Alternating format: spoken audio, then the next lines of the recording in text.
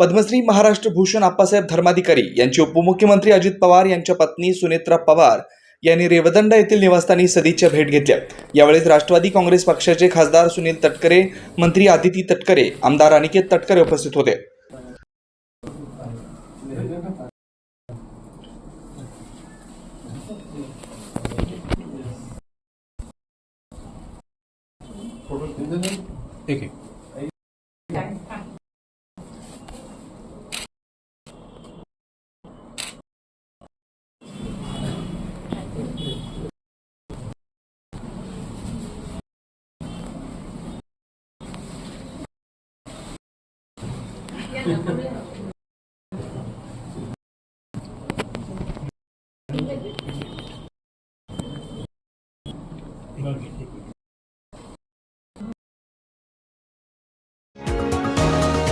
तुम्ही पाहत आहात विस्टा न्यूज मराठी।